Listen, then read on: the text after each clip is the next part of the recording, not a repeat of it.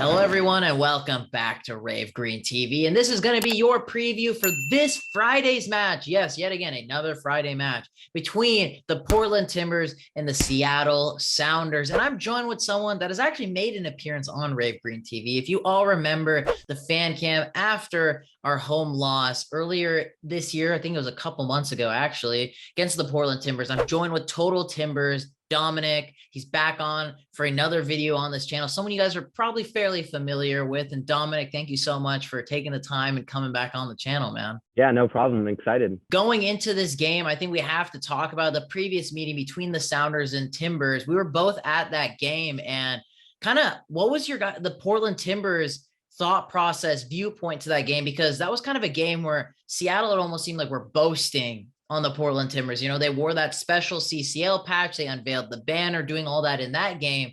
But Portland came out and won handedly 3-0, and probably one of their best performances this season. How did that happen? What was the secret behind it in your opinion? Yeah. Well, you look at the score line and it was pretty lopsided, but really if you get down, it was just typical Timbers hit on the counter. I mean, totally against the run of play. Goda gets a goal to put us up 1-0, and then we're hanging on by a string there in the second half, and we get two late goals to stretch the lead. And it was probably a bit flattering of a result for us, given, you know, it was against Seattle, in Seattle. But I thought really the key, one of the key players in that game that really helped us unlock Seattle in transition was Eric Williamson. And I think, again, this week, Eric Williamson will definitely be one of the players to watch.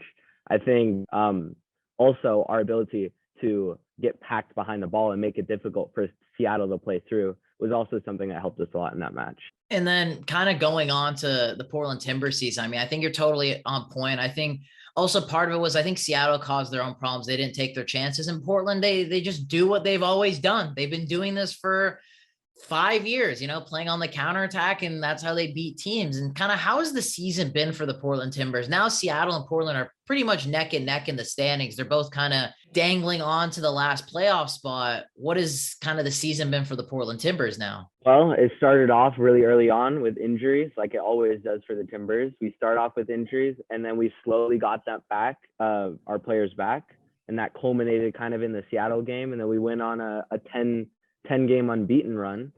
But past two matches, I mean, we're on a 5-game winless streak right now, on the back end of that 10 game unbeaten run, and everyone's healthy, and we're getting destroyed by the worst team in the West with 7 games to go. And really the issue lies is right now we're outside of a playoff spot, and our schedule is not looking very easy. This was one of the gimme games this past weekend against SKC, and we blew it. I think there's only one team that's below us in the standings that we play for the rest of the season, and that's Atlanta United. Every single other team has more points than us. So it's definitely going to be an uphill climb, and that starts here with Seattle. Yeah, I think this game for the both of us, both teams, both these Cascadia teams are really just fighting for a playoff spot. It's weird. Portland, Vancouver, and Seattle are all neck and neck in this dogfight for the last 2, 3 maybe playoff spots. And it's going to be interesting to see who can pull it off. You know, talking about that game, the last time Portland Seattle played at Providence Park, it ended 6-2. And I'm sorry to bring that back up again, but it was a historic game for Seattle Sounders fans. On the flip side, I guess historic in the wrong way for the Portland Timbers. What are you think both teams going to be looking for in this game? I mean, more specifically, obviously the Portland Timbers. What are you guys now hoping for out of this game? Well, anything better than the last match. I mean, I think there's going to be quite a few changes to the starting lineup for the Timbers, so it's going to be pretty unpredictable as to what we'll see from the Timbers. I mean, obviously we're going to sit back and we're going to try to counter, and Seattle is probably going to dominate more of the possession, get more chances and everything like that. So it could end up being another lopsided victory for Seattle.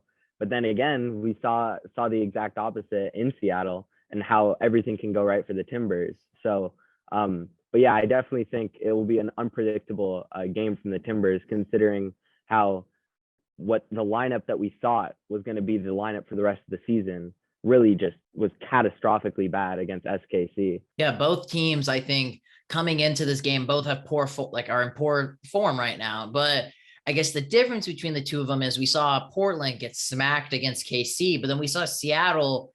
It could have been that type of game as well, just like with the Portland Timbers, where they were down 2-0 at halftime to the LA Galaxy, but then showed a lot of character to come back in that game. It was just unfortunate they conceded that penalty in the 90th minute, but there is that little bit of momentum now for them going into this game. And there is still that record where pretty much the away team has been winning this rivalry game. But part of me in my back of my head said, if anyone's going to end that record and end that streak, it would be Seattle to be the team not to win one of these when they're the away team. I hope that's not the case, but it would be Seattle to do that. And who's your players to watch for this game? What should the people be looking out for on the Portland Timbers side in regards to the players in this matchup? So offensively, I mean, obviously Blanco, he pulls the strings.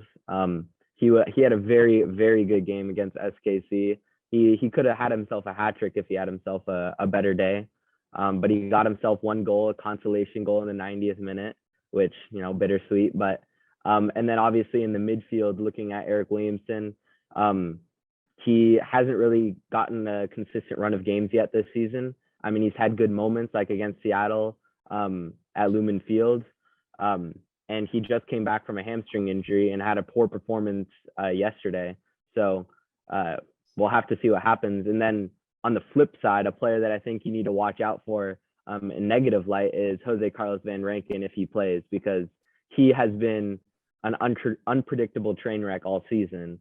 And he could be the deciding factor in the game, whether it be getting beat down the line or giving up a penalty. So I hope Blanco doesn't have a good game, because I don't like Sebastian Blanco, and he's a guy that he just seems to love always playing well against the Sounders, and I absolutely hate it.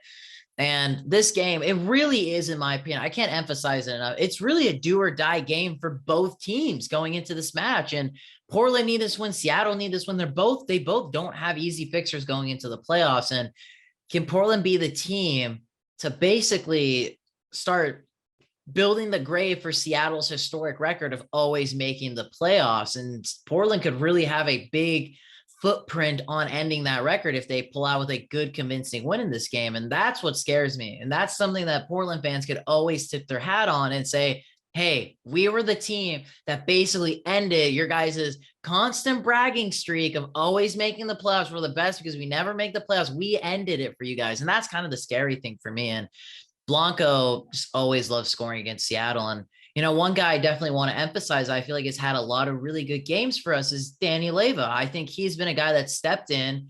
I think a missing piece in this team has been João Paulo. He's been a big miss for this team. I mean, obviously I've always been on the JP hype train, but now everyone else is hopping on, and I don't mind that one bit. And I think Danny Leyva is our best hope as a strong DM. He's put out now 3-4 great performances, in my opinion. And I really hope this game can help really catapult Nicolás Lodeiro, who's been very poor, and he loves to have a good game against the Portland Timbers. And Ruidíaz, who, yes, granted, got a goal and an assist against the LA Galaxy, but he's been so up and down. I really hope this could start the Ruidíaz wildfire going into his really good record he has in the playoffs. I think one of the best goal to game ratios in like MLS playoff history. So that's what I'm hoping for. But the meat and potatoes of what people care about is what's our score predictions and what's going to happen, because obviously you have two prediction gods right here. So what is your score prediction for this game? Well, I think a 2-1 win for Seattle is my prediction. I think the Timbers score first, actually, and then they choke the game and it ends 2-1.